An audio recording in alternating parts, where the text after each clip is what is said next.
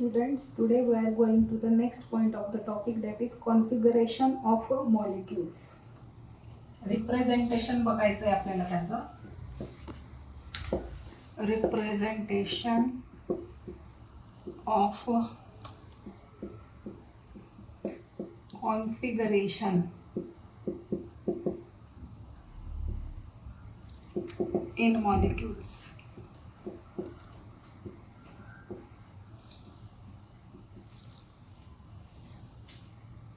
Representation of configuration in molecules. तर सुरुवातीला configuration म्हणजे काय हे आपल्याला माहिती पाहिजे. कॉन्फिगरेशन, व्हॉट इज कॉन्फिगरेशन बघूयात आपण. कॉन्फिगरेशन म्हणजे काय. आता तुम्हाला माहिती आहे की कार्बनला 4 व्हॅलेन्सीज असतात आणि ह्या कार्बनला जर 4 वेगवेगळे ॲटम किंवा ग्रुप ऑफ ॲटम जोडले तर हा कार्बन बनतो कायरल कार्बन. हा कार्बन बनतो कायरल कार्बन. मग कॉन्फिगरेशन म्हणजे काय, तर कायरल कार्बन भोवती असणारी जी अरेंजमेंट आहे ग्रुपची, कायरल कार्बनच्या भोवती असणारी arrangement, the arrangement which is present surrounding the chiral carbon atom, that arrangement is called as configuration. परत एकदा सांगते मी. कार्बनची व्हॅलेन्सी 4 आहे हे आपल्याला माहिती आहे. ह्या 4 व्हॅलेन्सीमध्ये कार्बन जेव्हा 4 वेगळ्या वेगळ्या ॲटम्स किंवा ग्रुप ऑफ ॲटम्सशी जेव्हा जोडला जातो तेव्हा त्या कार्बनला म्हटलं जातं कायरल कार्बन ॲटम. आणि ह्या कार्बन ॲटमच्या सभोवतीची जी अरेंजमेंट आहे, the surrounding arrangement of chiral carbon atom, that arrangement, special arrangement of is called configuration. Okay. आता this configuration is represented in two ways. First one is Wedge formula, and second one is Fisher projection formula. This configuration is represented by 2 ways, Wedge formula and Fisher projection formula. आता some history is related to this point. I want to share with you that की सुरुवातीच्या काळात जेव्हा शास्त्रज्ञांनी शोध लावला की कार्बनची valency 4 आहे, व्हॅलेन्सी ऑफ कार्बन ही 4 आहे, तर सुरुवातीला काय सांगितलं गेलं की ही जी व्हॅलेन्सी आहे, मग कार्बन कसा रिप्रेझेंट केला जातो, 2 डायमेन्शनमध्ये रिप्रेझेंट केला जातो.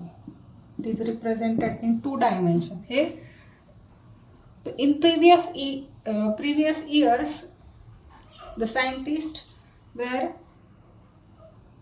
Discovered some notification about the carbon, that is valency of carbon is 4 and representation of carbon is 3 dimension असं सांगितलं गेलं.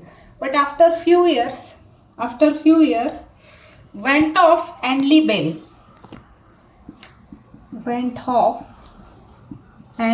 Lebel, they proposed the theory, and according to this theory carbon is attached to 4 other atoms.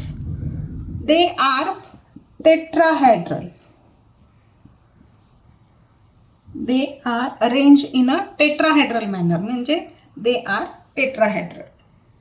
म्हणजेच ते कसे आहेत, 3 dimension मध्ये arrange झाले आहेत. They are arranged in a 3-dimensional manner. 3-dimensional म्हणजे along x axis, along y axis and along z axis. This is called as a 3-dimensional. म्हणजे according to the Van 't Hoff and Lebel theory नुसार सांगितलंय की carbon हे tetrahedral आहे, कार्बनचे 4ही atom, आणि ते are present in a 3 dimensionally tetrahedral geometry is there. तर मग कसे सांगितलंय बघा, डायग्रॅमॅटिकली बघूयात आपण. सांगते तुम्हाला. हा कार्बन सांगितले टेट्राहेड्रली अरेंज आहेत. 4 वेगवेगळे ॲटम किंवा ग्रुप ऑफ ॲटम ABCD वेगवेगळे दाखवलेत मी. आता these are the normal lines. हे जे बॉन्ड आहेत C2A आणि C2B, they are the normal lines.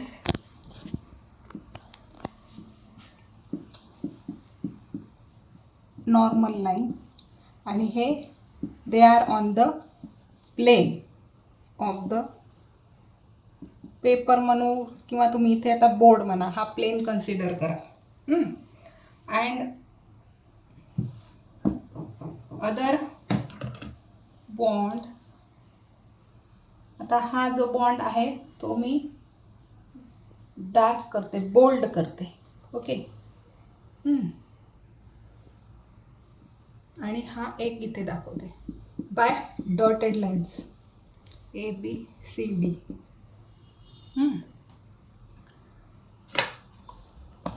बरोबर टेट्राहेड्रल जॉमेट्री झाली पाहिजे. जर आपण हे जॉईन केलं तर it becomes tetrahedrally. Okay. So this bold line indicates the bond line above the plane. Above the plane, वरच्या बाजूला, वरती. And this dotted line, it represents below the plane. ही बघा, ह्या normal lines plane of the paper 2 line. हे bold केलेला जो bond आहे that bond is above the plane, and this dotted line this bond is below the plane. तर this is according to the Van 't Hoff and Lebel theory. मग आपल्याला जे configuration बघायचं आहे 2 वेजनी, वेज फॉर्म्युला आणि fissure projection formula, त्यातला जो veg formula आहे तो बघण्यासाठी Van 't Hoff आणि लिबेल थेअरीचाच उपयोग केला गेला आहे. Van 't Hoff आणि लिबेल थेअरीचाच उपयोग केला गेला आहे. तर सी हिअर सेम डायग्राम. आता याच डायग्राममध्ये मी तुम्हाला एक्सप्लेन करते. जेव्हा हे कार्बन टेट्राव्हॅलंट आहे, 4 व्हॅलन्सीज आहेत कार्बनच्या, arrange in a tetrahedral geometry. This carbon is attached with different halogen, attached to different halogen.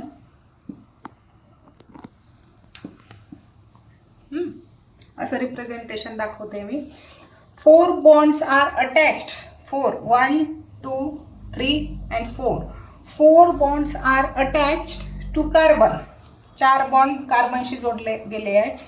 They cannot lie in the same plane. एका प्लेन मध्ये ते नाही आहेत. First point, they cannot lie in the plane, in one plane. Okay. त्यानंतरचा next point आहे, the bond हा जो normal lines आहेत, the bonds in the plane of the paper represented by normal lines. Bond in the plane of paper is represented by normal lines. Now second point, the bond projecting above, वरती येणारा, above the plane of the paper, the bond projecting above the plane of the paper represented by solid wedge. The bond above the plane of the paper, they are represented by solid wedge. त्याचं representation आपण board लाईननी दाखवलेलं आहे. Okay.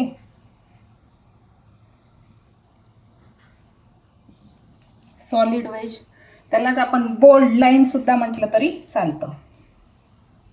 त्यानंतर dotted lines, bonds going below, कार्बनच्या मध्ये, plane of the पेपरच्या मध्ये, going below the plane of the below the plane, they are represented by breaking wedges. त्यालाच म्हणू आपण डॉटेड लाईन.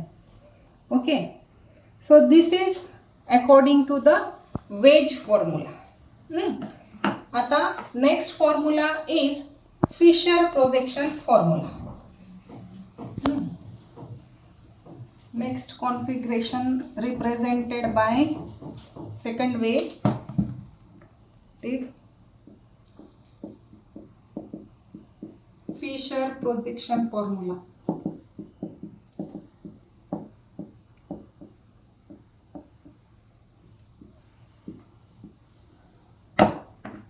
आता बघा, in this representation 3-dimensional molecule is projected on the plane of the paper. 3-dimensional. आता दोन cross line दाखवल्यात, एक horizontal line आणि एक vertical line. In this representation, 3-dimensional molecule is projected on the plane of the paper. Visualize the molecule with its main carbon chain. Main carbon chain याची जी असते ती vertical म्हणजे अशी line, उभी line, vertical line. त्याला consider करायचंय main carbon chain. आणि main carbon चेनला जेव्हा जिथे क्रॉस आहे मेन कार्बन चेनला की तिथे कायरल कार्बन ॲटम प्रेझेंट असतो. Let us consider it. Okay, representation दाखवले मी असं क्रॉसनी. इथे क्रॉस वर्टिकल लाईनला जिथे क्रॉस आहे तिथे मी आत्ताच सांगितलं इथे असेल chiral carbon. Okay, each carbon on the vertical chain represent the cross. आता हा फिशर प्रोजेक्शन फॉर्म्युला. आता इथे दोन line, horizontal line, vertical line. मग हा कसा रिप्रेझेंट करणार बघा. कार्बनला क्लोरीन आहे, इथे ब्रोमीन आहे, इकडे आय आणि इकडे एच. आता बॉन्ड्स अबाव द प्लेन, ह्या horizontal line.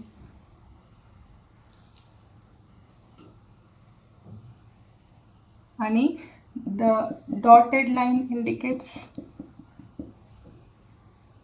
bonds below the plane. Bonds below the plane आणि हे above the plane. Horizontal lines bond above the plane and vertical lines they are below the planes. Vertical lines of the cross represent bond going below the carbon, while horizontal line represent the bond projecting up, वरती येताना projecting up from the carbon atom. Let us take an example of Fisher projection formula, that is of lactic acid. बघा, lactic acid मध्ये त्याचा आपण non superimposable mirror images बघूया. This cross here is a presence of chiral carbon.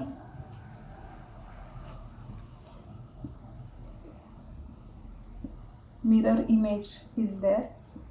Mirror image मध्ये OH आणि CH2. मग या images कशा आहेत? Non superimposable mirror images. These are the non superimposable mirror images. ह्यालाच म्हणू आपण enantiomers